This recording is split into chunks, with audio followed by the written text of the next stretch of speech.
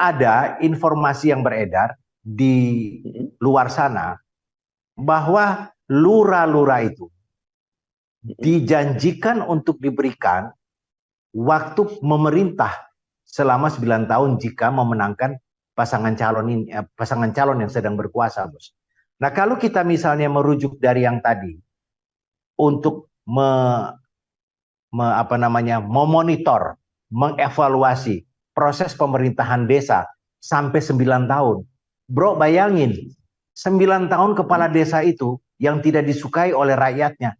Betapa menderitanya rakyat itu yang kemudian mendapatkan atau memilih seorang kepala desa yang relatif perilakunya buruk di mata rakyatnya.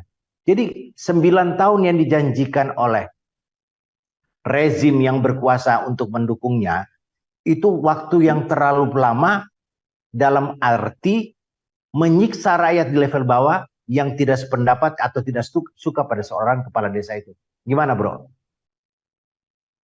Kalau Anda berniat melanggengkan kekuasaan, maka semua mata uang penguasa Anda gunakan. Yang bodoh yang beli janji itu, kok kepala desa percaya janji itu bermakna 9 tahun, lah di atas saja cuma 5 tahun. Satu. Yang kedua, semua kekuasaan yang basisnya rakyat itu akan mudah diamandemen oleh rakyatnya. Misalnya begini, 9 tahun.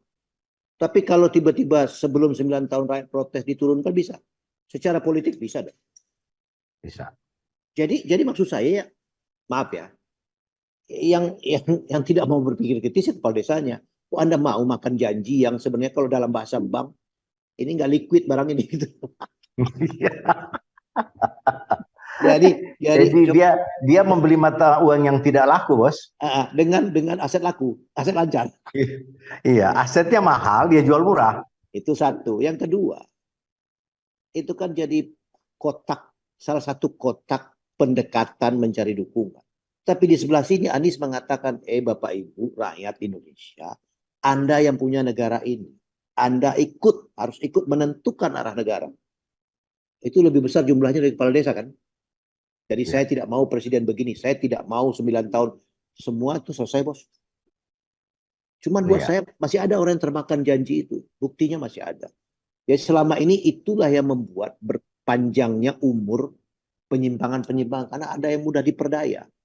Penjelasan ini menurut gue, Bos, ini cukup kita bisa distribusikan kepada teman-teman kita yang di akar rumput.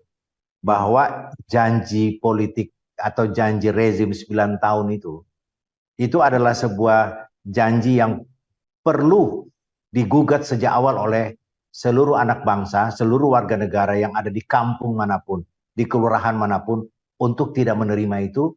Satu-satunya cara adalah jika dia mempunyai seorang kepala desa yang memakan janji itu, maka tugas mereka 14 Februari ini mengatakan tidak kepada kepala desa itu. Ya itu model birokrasi lah. Yang buat saya, kalau kita melawan janji, kan seolah dianggap kita ini again campaign ya. Bukan. Saya ingin mengatakan, kalau itu diargumentasikan, itu lemah, Bos. Lemah gitu.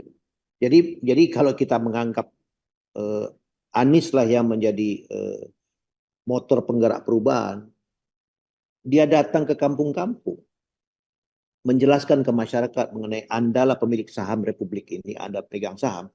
Nah di dalam fakta itu, di mana posisi kepala desa?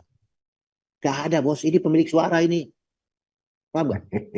Jadi buat saya, silakan pakai pendekatan lama. Tapi kalau kecerdasan publik meningkat, Anda menjadi tidak relevan. Itu problemnya. Makanya tadi yang Dato bilang bahwa rupanya ini barang berharga ditukar dengan nilai mata uang yang sudah jeblok. Jadi siapa yang nggak mau terperdaya, ya kita nggak tahu. Pokoknya orang yang sedikit malas berpikir, jadi dia pikir benar lah itu semua.